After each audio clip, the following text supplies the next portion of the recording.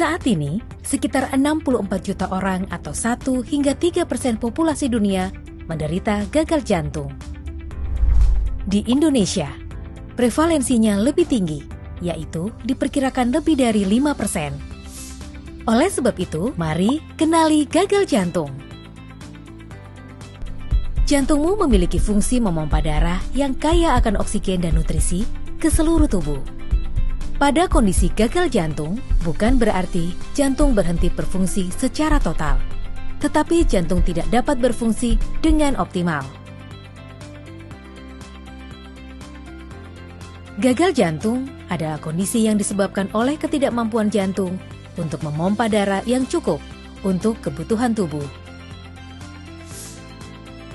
Ada beberapa faktor risiko yang umum dimiliki oleh pasien gagal jantung seperti riwayat keluarga penyakit jantung, hipertensi, usia lanjut, diabetes, penyalahgunaan alkohol, jarang berolahraga, obesitas, dan merokok. Gagal jantung dapat disebabkan oleh beberapa kondisi. Contohnya adalah serangan jantung, penyakit arteri koroner, hipertensi, kerusakan pada otot atau katup jantung.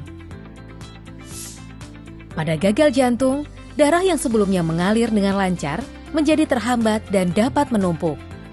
Hal ini menyebabkan beberapa gejala gagal jantung seperti sesak napas, mudah lelah, dan pembengkakan tungkai bawah. Bila cairan menumpuk di paru-paru, pasien akan mengalami sesak nafas, batuk, dan terbangun di malam hari. Bila cairan menumpuk pada kaki, tumit, dan perut, pasien akan mengalami pembengkakan. Selain itu, pasien juga menjadi mudah lelah dan sulit berkonsentrasi karena organ tubuh tidak mendapatkan nutrisi dan oksigen yang cukup. Jantung juga berusaha bekerja lebih keras sehingga detak jantung menjadi lebih cepat. Gagal jantung terbagi menjadi beberapa kelas, tergantung pada gejala yang dirasakan oleh pasien. Gejala yang umum terjadi adalah sesak napas, lelah, dan detak jantung lebih cepat.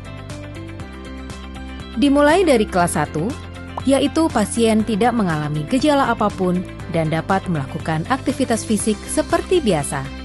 Lalu, kelas 2, pasien mulai merasakan gejala setelah beraktivitas fisik biasa. Kemudian kelas 3, pasien mengalami gejala setelah beraktivitas ringan. Dan kelas 4, yaitu pasien tidak dapat melakukan aktivitas sehari-hari dengan nyaman dan mengalami gejala bahkan ketika sedang beristirahat. Hampir 50% pasien gagal jantung memiliki angka harapan hidup kurang dari 5 tahun. Hal ini dapat dicegah dengan cara mendeteksi gagal jantung dengan mengenali gejala dan faktor risiko gagal jantung lebih awal, memeriksa kesehatan jantung dan tubuh secara rutin, mengkonsumsi obat secara rutin sesuai dengan petunjuk dokter, mengkonsumsi makanan yang ramah jantung seperti rendah lemak dan garam, hidup sehat dengan berolahraga yang cukup dan menghindari stres. Dengan mengenali gagal jantung lebih awal, pasien dapat didiagnosis dan memulai pengobatan lebih awal, sehingga dapat memperlambat progresi penyakit gagal jantung, serta meningkatkan kualitas hidup pasien. Jangan gagal jaga jantungmu. Kenali gagal jantung.